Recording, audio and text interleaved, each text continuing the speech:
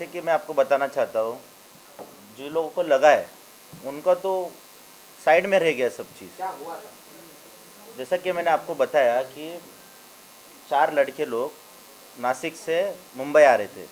गोटी टोल नाका, वहाँ पे इनके साथ मार पिटाई की उन्होंने। कम से कम 25 से 30 लोग या उससे ज़्यादा ही थे, आप सीसीटीवी फुटेज चेक करो। 40 लोगों ने मिलकर उनको मारा है। तो इसलिए मैंने सुहास खांदे जी, वहाँ के आमदार है, मैंने उनको फ़ोन किया, लोक प्रतिनिधि है वहाँ के, उनके हित में वो टोल आता है या वो टोल चलाते हैं, उनके भाई चलाते हैं शायद। तो मैंने उनको पूछा कि बाबा ऐसे ऐसे हुआ है, आपको इसके बारे में कुछ पता है क्या? बोलते आमदार का काम है क्या ये सब पता करना। और बोला इसके आगे से मेरे को फ़ोन नहीं करना, मैं खुद भाई हूँ, मेरे ऊपर एमसीओसी के गुने दाखिल है, तो मेरे बारे में किसी सीपी ऑफिस से ऐसे मुझे कॉल आया, रिकॉर्डिंग भेजिए। शायद वो डर गए थे कि मेरे पास वो रिकॉर्डिंग है और कहीं मैं वो रिकॉर्डिंग पब्लिश करूँ तो उनका तकलीफ़ में अड़चन में आ जाएंगे वो लोग। तो मैंने उनको बताया कि मैं रिकॉर्डिंग सही समय पे आने के बाद दिखाऊंगा। दूसरे दिन भी उन्होंने फ़ोन किया, उसी रात को मुझे व्हाट्सअप कॉल करा। अभी पुलिस वाले कब से व्हाट्सअप कॉल करने लग गए?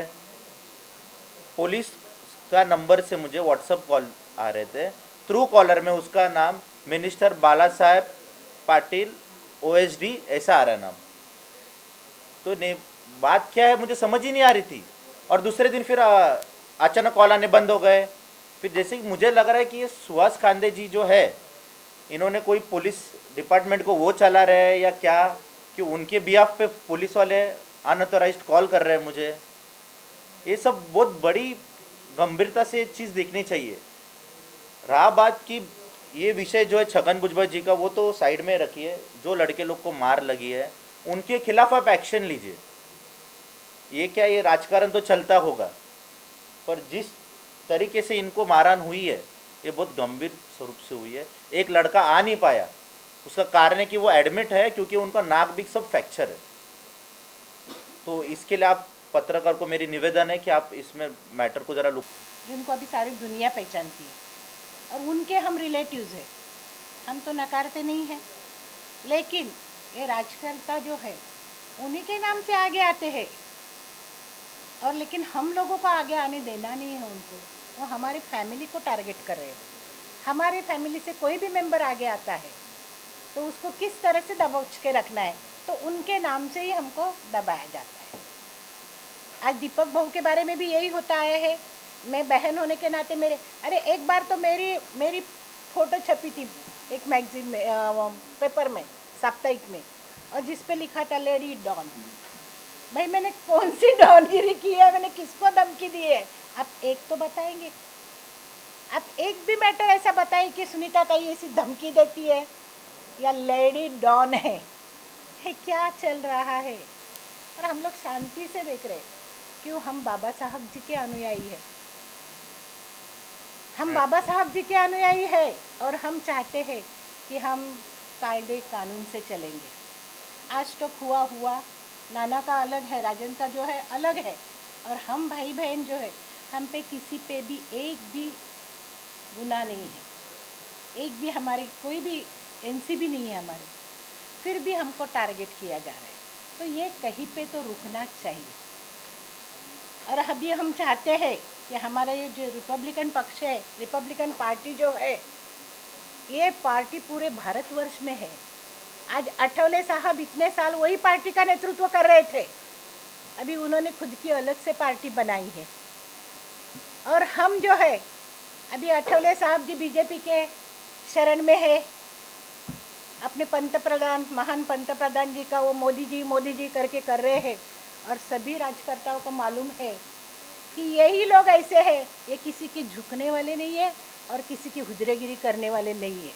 तो ये अगर आगे आते हैं तो हमको भारी पड़ता है कि आज हर जवान जानता है यहाँ का कि हम लोगों ने कितने लोगों को क्या क्या मदद की है। समाज के लोगों को मालूम है कि इनका समाज कार्य क्या क्या है, लेकिन हम आगे आते हैं तो ये राजकर्मियों को अभी, तो इसीलिए ये सब चालू है।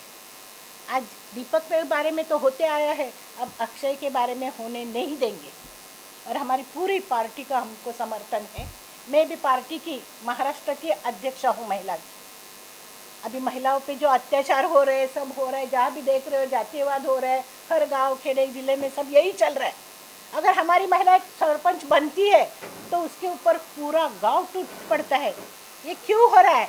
इन लोगों ने जाति धर्म में ही सबको बांट के रखा है, और ये सब हम इसका निर्मूलन करना चाहते, हम बाबा साहब जी के विचार आगे लेके जाना चाहते, तो ये किसी को मान्य नहीं है और इसी हमको विरोध हो रहा है। तो आप पत्रकारों को मेरे फिर से एक विनंती है कि आप जो भी कोई पत्रकारिता करते हो, जो भी कोई आप बातमी देना चाहते हो, जो भी वार्ता आप छपने चाहते हो, तो पहले उसकी शहनिशा करो, उसके डीप तक जाओ कि ये क्या है, कैसा हुआ है, दोनों बाजू का सुनो और फिर तुम लोग वो पब्लिश करो। तो ये मैं आपको कहना चाहती हूँ। यही पे रुकते हैं। जय भीम, जय संविधान। पहला एक कि अभी तक रिपब्लिकन पार्टी ऑफ इंडिया, बाबा साहब अम्बेडकर जी ने इस भारत को संविधान दिया है और लोकशाही दिया है, और वो लोकशाही के माध्यम से हम लोग सक्रिय होने जा रहे। लेकिन कुछ ऐसा चीज़ें ऐसे जो सुभाष खांदे जैसे लोग हैं, उन लोगों को हमारा पार्टी का अस्तित्व मान्य नहीं, इसलिए वो लोग डिस्टर्बेंस करते रहते हैं। वैसा ही रिपब्लिकन पार्टी ऑफ इंडिया भी राष्ट्रीय अध्यक्ष दीपक भाऊ निकाल जी के दिशा मार्गदर्शन में पूरे भारतवर्ष में संगठन कर रहा है, और एक सबको साथ में लेकर रिपब्लिकन पार्टी ऑफ इंडिया को बढ़ावा दे रहे। लेकिन कुछ ऐसे लोग हैं कि हमारे पार्टी को रुकाना चाहते हैं।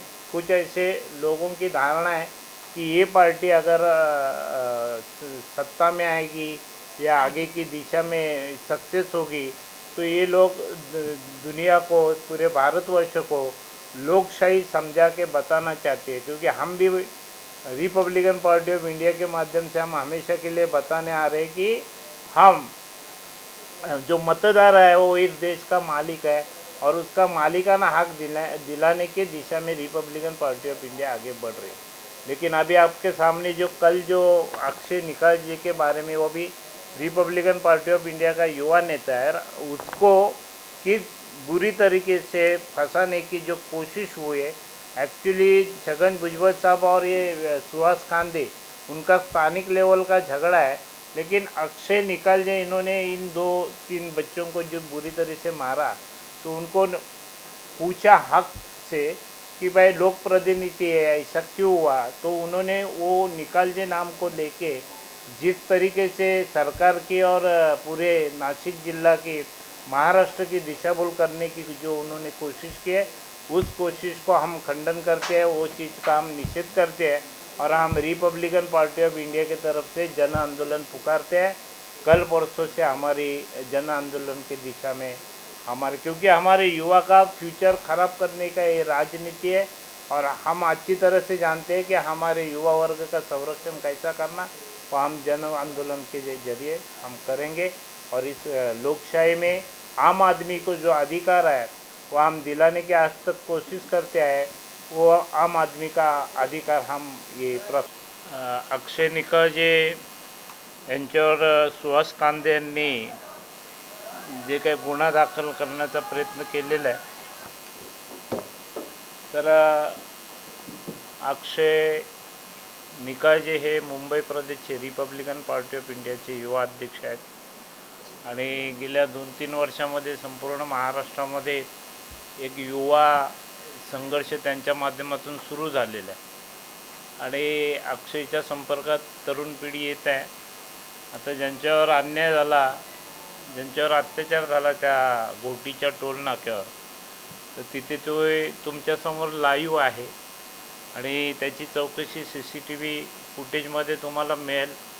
परत त्यांनी असं अक्षयवर काय भुजबळ साहेबांच्या बाजूने अक्षय निकाळजे यांनी मला फोन केला असं त्यांचं जे म्हणणं आहे। तर माझं पोलीस प्रशासनाला आणि CBIला अशी म्हणजे खरंच हा विषय थोडासा चौकशीसाठी घेण्यात यावा, कारण ते लोकप्रतिनिधी आहेत, आमदार आहेत, आणि आमदार म्हणून त्यांनी अशा पद्धतीचं अक्षयच्या पुढे निकाळजे हे नाव लागतं, आणि त्यांना त्या नावाचा मिसबेनिफिट घ्यायचा आहे म्हणून फोन जो आला आहे तो त्यांचाच भाऊ तो टोल नाका चालवतो, आणि ते संबंधित असल्या कारणाने अक्षय निकाळजे यांनी जबाबदारीने त्यांना फोन केला लोकप्रतिनिधी म्हणून की बाबांनो आमच्या मुलांवर जी मारहाण झालेली आहे, एकाचं नाक फ्रॅक्चर आहे, एकाच्या टाके पडलेले आहे, म्हणजे ही गंभीर स्वरूपाची मारहाण आहे. तर अशी गुंडगिरी टोल नाक्यावरची थांबायला पाहिजे, ही आमच्या रिपब्लिकन पार्टी ऑफ इंडियाच्या वतीनं मागणी असणार आहे.